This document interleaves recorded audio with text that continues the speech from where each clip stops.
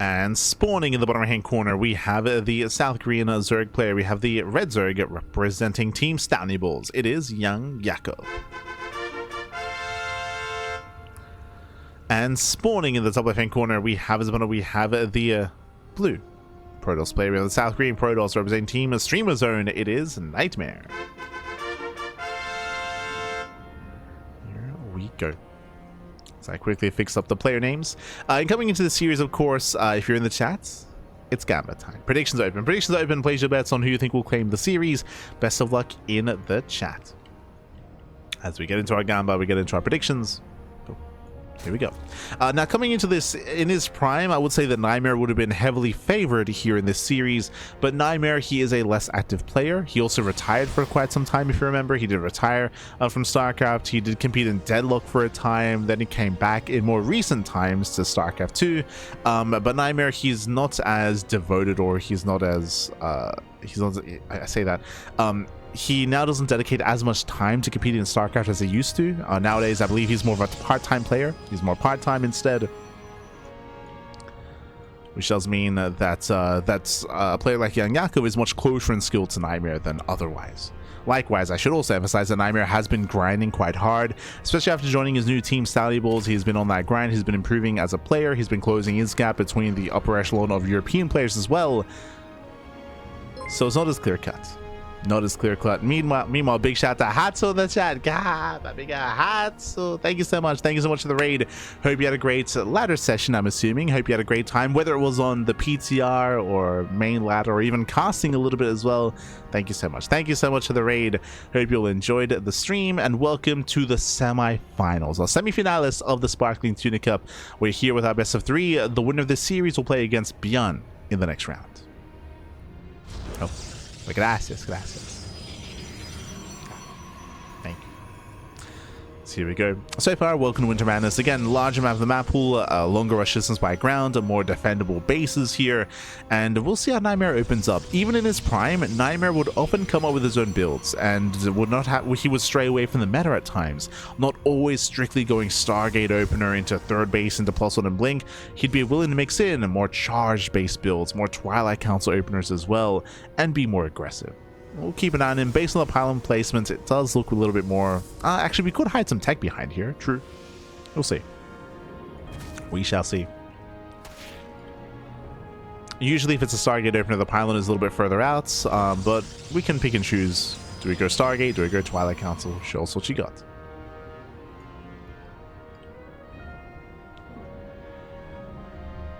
As we'll soon get into our tech. YoungYakov behind this does pull out of gas, so Link Speed pulls out of gas as well, just droning, saturating, building up into eventual third expansion eventually. No early tech, and there it is, Twilight Council. This is why I stopped myself earlier when I said, it looks like a Stargate. As I was trying to mention, Stargate openers are usually placed, they usually place their pylons closer to the edge of the main to reduce the time it takes to get across the map. For it to be further back here was more suspicious, and it is going to be Twilight Council. Let's go. So Twilight Council open out a NightMare. This can lead into Glaives. It can lead into a Dark Templar opener instead, into a Dark Shrine. So far, we're staying in gas. Usually, if it's Adepts, we pull out. We pull 1 and 1 out, and we keep 2 in each gas geyser mining. So 4 workers mining gas in total. The fact that we leave 3 and 3 feels more like a Dark Shrine. And there it is. Dark Shrine is confirmed. It's going to be a DT drop opener. Remember, this is not an all-in. It's not an all-in. It is a way to open up, to be aggressive, to harass, and to macro behind. As there are layers to DT openers, typically it's DTs, and once they're deflected, you can morph them into Archons and hunt down Overlords and deny some droning as well, some workers. Never mind. Now, I was about to say that I still don't see a Robo, which is kind of weird, but it's going to be both. Porque no los dos? We're going DTs plus Glaive Adepts as well. Okay. Sure thing. Just doubling down, doing it all. As nice around. Oh, the Adepts get surrounded. Both Adepts will go down, delaying the third expansion as well. Very nice pickoff here by YoungYakov. Very nice pickoff. This weakens the Adepts. It does weaken the follow-up. And meanwhile, the Overlord Scout does confirm everything. He sees an Arc Shrine and he sees the research as well. Yakov, he sees all, he knows all. Roach Warren is finishing up as well. We should be cutting workers early and making safety roaches. Lair is on the way for mobile detection for the Overseer as well. Everything looking up YoungYakov. Yakov.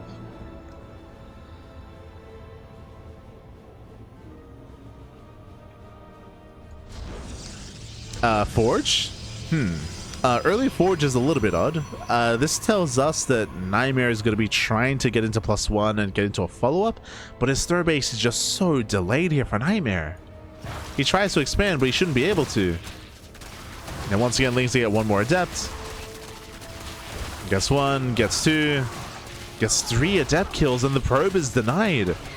Do we get all... Okay, I was going to say, do we get all 4 Adepts? Finally, NightMare can expand, but again, this is a very late expansion. Even going for the Bay on 2 bases.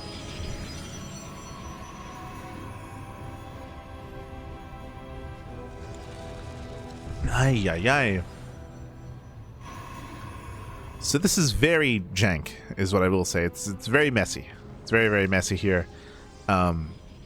Again, we're kind of like making all these twists and turns. I don't know if you noticed, but I believe we didn't even make a War Prism. Yeah, there's no Prism. Did we cancel Glaives? No. Glaives did finish, unfortunately. Basically, what's happening here is that NightMare, because of the Scout and because of all the damage done as well, the Adept Aggression is heavily delayed to the point where, if you notice, there are no Dark Templar warping in, and there's no War Prism either because the timing is come and gone. It got scouted, it got delayed, so NightMare's build it's just up in the air.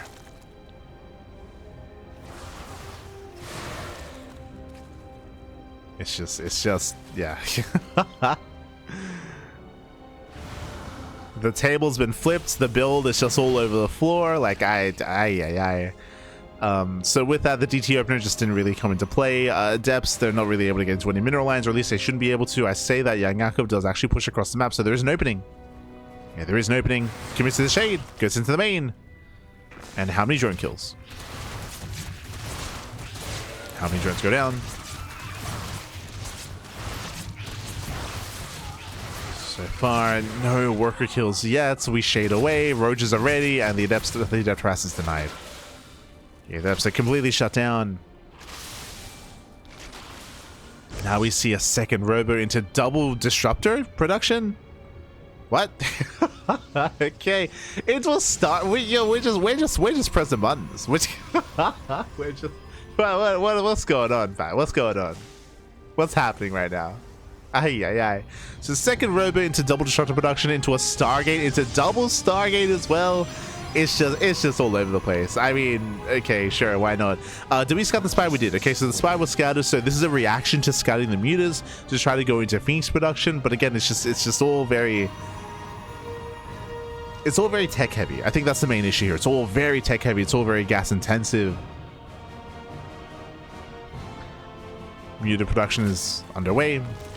We do have Blink at least, so we do have some anti-air, and we do have side defense. Cannons and shield batteries in the main base, and in the natural, and in the third, so we do have some decent defense against the mutas.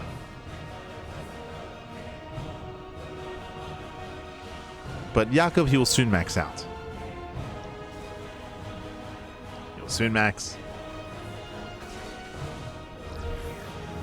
Oof. A little bit trigger happy, both Novas go off. Oh, that's a new effect. Ah. I was curious. I don't think I like it. It's very dark, but basically now it's before, for those who don't know, before there was a visual difference between a disruptor that had a Nova available and a disruptor that didn't have one available. There was a difference visually, but it was very subtle.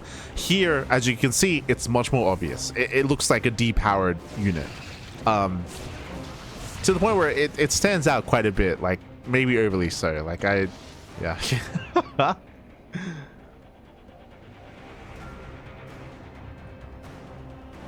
But I think that's the first time we're seeing that in the PTR, because we just haven't seen the disruptors in said PTR. But basically now when a Nova goes off, I guess the unit itself is quote unquote depowered, so you can clearly see that there's no Nova available. It's a very clear indication.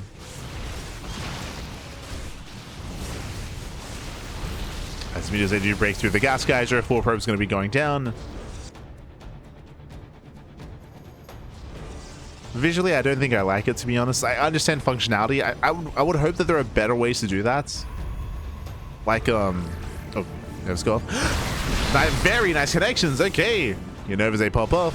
But was it worth it? Because immediately they collapse in, they catch out the Colossus, they catch out the Disruptors, getting 1, 2, or 3 Disruptors going to be going down. And the Colossus. Mutas they committed to the mineral line, even catching out one of the Mutas, sorry, one of the Phoenixes. Yeah, catching out a Phoenix, 12 probes going to be going down. These Mutas are forced back. Corruptors are on the way to help tank the Phoenixes. To help tank. And again, Yakov is about to max. As we're going to +1 air attack, going back into Colossus production.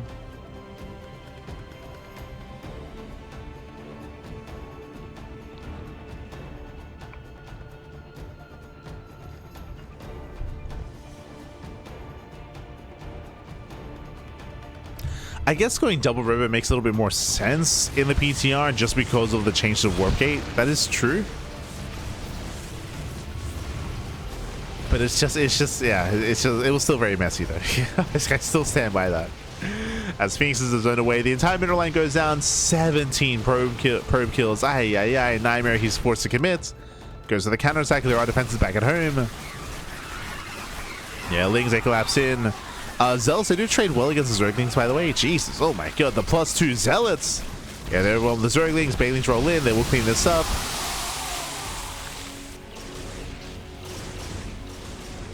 And this is all that NightMare has left. Here comes the F2. The F2 across the map. Let's go. Catching up 2 Stalkers already. Banelings, they smash into the army. Oh.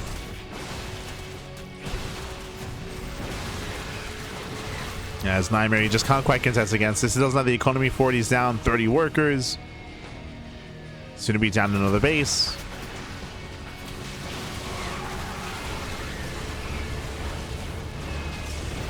And down another expansion. Nice lift here on the Ravagers. True. Nice lift. Trading as best he can, but again, he doesn't really have much left. Like, NightMare just barely has an army standing. Down to purely Stalkers. Roaches, they start to step in. Gets 1, 2, 3 more Stalkers. Oof. And breaks through.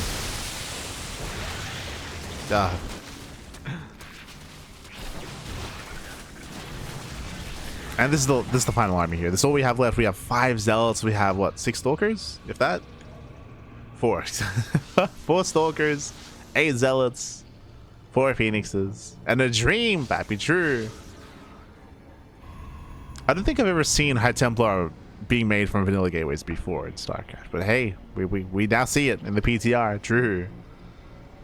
High Templar amassing, Ultra production has begun, and YoungYakov, he has the map taken over. Has the map. Catching out the final Phoenixes. Ground army moves in. I still feel like the sound of the Archon morphing in, it doesn't suit the Archon, but sure. And with that, the final moments as YoungYakov, he snowballs out of control, catching out the final units. The third base goes down, finally does fall. Surrounds the Archon. Storm is not researched, and GG gets called. YoungYakov, he will take game number 1. GG. Whew. GG, well played. YoungYakov, he will take a lead in the series. Again, just a very messy opener and early game for NightMare. It just kind of all fell apart. I'm referring to the initial Twilight Council opener into Glaive Adepts plus Dark Templar, but we got scouted, we got shut down. The Lings, they delayed the third base. They caught the first 4 Adepts as well, which was crazy, by the way. And it meant that the Adept aggression was delayed to the point where it just didn't really get going, and we never got to open in Dark Templar because of the full scout and because of the delay to the economy as well. Like, it all just fell apart there for NightMare. He did try to transition out of it into a delayed third, into delayed tech and delayed robot production, but everything was too late to the point where YoungYakov was free to just drone up heavily. There was nothing to threaten him, nothing to harass, so he was freely droning up to 80 workers and maxing out as well. GG. GG, well played. With that, we're now getting into our next game. Going to be loading into game 2. Going to be loading into where exactly? Take it away, Pappy. Take it away.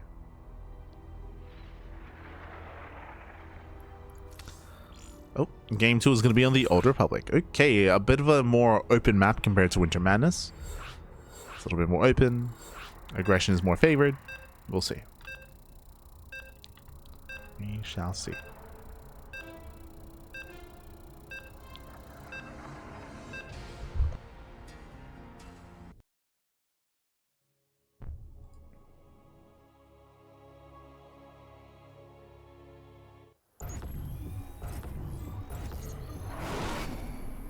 And spawning in the top right-hand corner of the Old Republic, we have the red Zerg player. The red Zerg player himself, representing Team Stouty Bulls, leading the series 1-0. It is YoungYakov. And spawning in the bottom left-hand corner, we have his opponents. We have the blue Protoss player. The South Green Protoss representing Streamer Zone. It is NightMare. We go. We're here. We are back. We are jumping into game 2. Once again here, this map is not an overly aggressive map, but specifically the third and fourth bases are much more open, much more exposed. The center of the map as well can be more accessible, and we have seen a lot of aggression coming into the mid game specifically. So we'll see how our players do decide to open up. This time, I'm hoping for a Stargate opener. I feel like the map, it's going to be difficult to get away with Twilight Council play, especially after game 1, but it's up to NightMare. As I mentioned before, he's not the most orthodox of players. He does what he wants.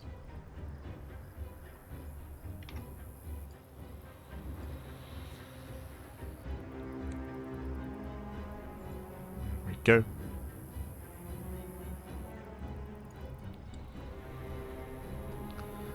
As Yakov does poke in.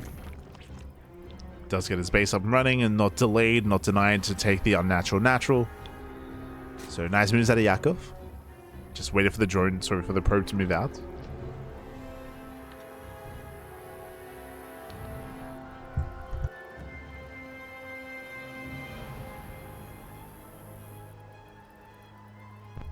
No.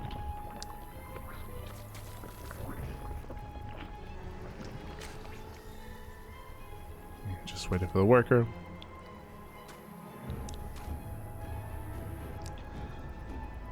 Likewise, we can just saturate our bases, we can build up into our own natural, and again, we're mainly looking at the tech of choice here for NightMare, whether he does go Stargate or Twilight Council or even Robotech as a way to open up, which is very, very rare in this matchup, but not unheard of.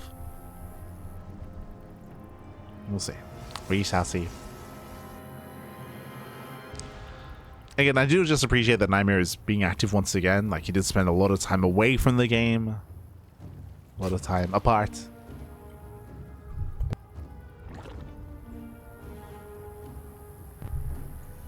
As the probe does pull out.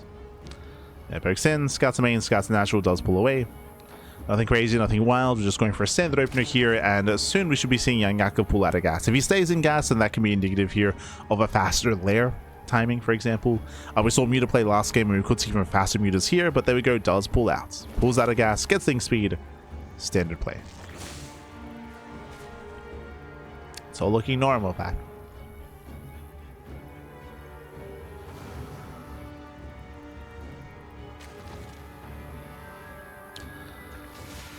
As now it's on NightMare to poke in, to prod, to make sure he does not lose the adepts. By the way, if these adepts go down, then his third base is going to be delayed.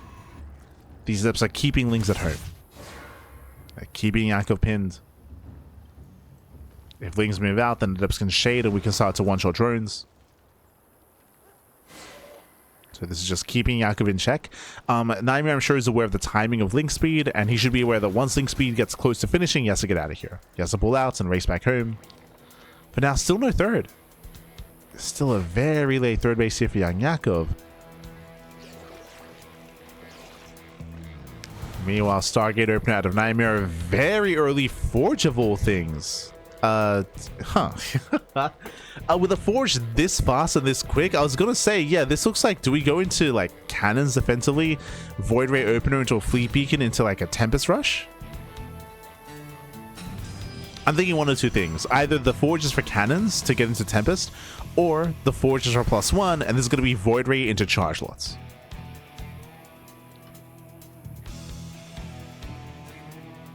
Show us what you got. Do you go Mass Void Ray Charge Lots, or do you go into Tempest?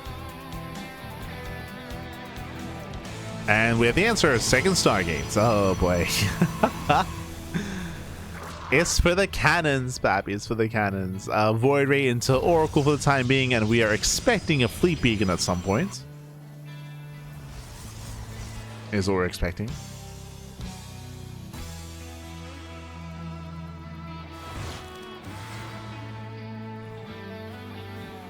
As NightMare can soon expand. Void Ray moves out to hunt down more Overlords.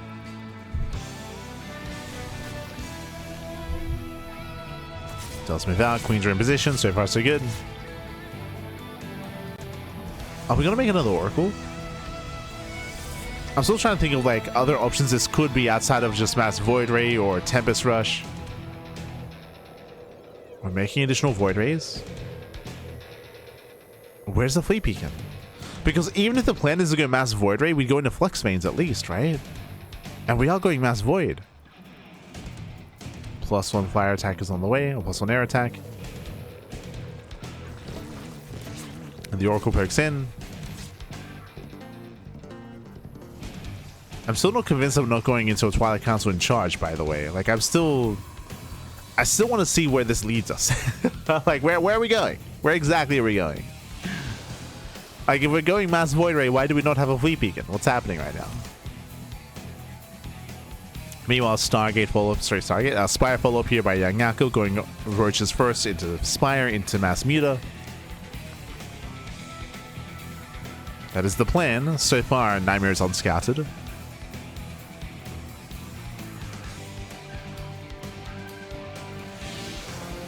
Like, we have the money for a Fleet Beacon, by the way.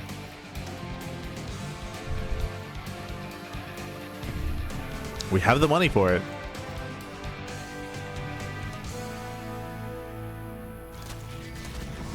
Oh no, we reveal our hands. The Void Rays are revealed. I don't think that was necessary. Like, we had a battery and 2 adepts. Oof. So the Void Rays are revealed, and now we start the Fleet Beacon, and this is late. Again, you can see the bank that NightMare has. We could have afforded this like a minute, 2 minutes ago. So very late Fleet Beacon. Spire's not been scattered. We do have a bit of a Phoenix transition here out of NightMare. Interesting. It's going Phoenixes. It's just a really wonky way of getting into Sky Toss. Like, I feel like there are better ways of doing this, but sure. It's Void Rays, they move in. So far, 6. I mean, hey, 6 drones, not bad. 6 drones do go down. Means they do force, they do zone. 6 drone kills and a gas geyser. Prismatic alignment is now on cooldown. Corruptors are amassing. We have a carrier rush behind this, going to mass carrier. The issue here is that I'm pretty sure the Void Rays are meant to deter Corruptor play, but Corruptors, they've amassed, and now they're collapsing in. If they get 1, they get 2. Yeah, 2 Void Rays go down. We do force a recall back home. Here come the wall of cannons. We have cannons, we got batteries being thrown down all over the place. And YoungYakov, he's suddenly gained map control. He's gained map control. Job Lords are on the way. That should be for the Queens. We're going for a German taxi. We're going for the taxi. And the goal here is to hit with Corruptor Queen before the Sky Tusk gets out of hand. And that's already 1. That's already almost 2 Phoenixes falling. So very messy play. Oh. He wants one of the Voids, and he will get one. Yeah, 1 Void Ray goes down. Corruptors, they catch another Void Ray. Oof. And another. Now we are dragging the Corruptors over cannons at least, but these are still expensive losses here for NightMare. Losing so many Voids. Drop bullets are ready. Queens, they load in. We load up the Queens.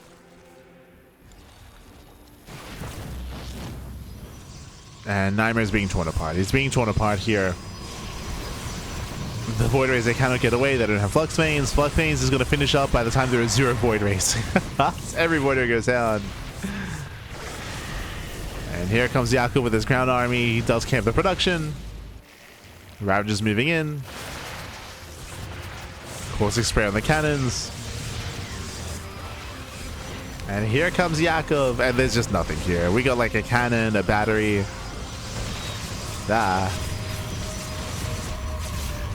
And again, 2 games in a row, just some very, very interesting builds here by NightMare. GG gets called, and YoungYakov will take a 2-0 lead, or he'll take the series 2-0, advancing on to the grand finals. GG. GG, well played, Yakov. He will claim the series. He will advance on. Again, NightMare being a little bit exploratory when it comes to these builds, and it did feel like it left much to be desired. It did feel like it was a little bit unrefined when it comes to the fleet beacon timing, when it comes to the second star gauge, the usage of the forge even as well. Like, it's a little bit weird to get the early forge when we weren't necessarily needing to build up any cannons or anything of that nature. It was a little bit inefficient, a little bit less refined. Looks like NightMare was maybe freestyling a little bit. It almost felt that way, where NightMare was like, you know what if I did this, and what if I get a Stargate now? Like, it felt like it was a little bit off the cuff there.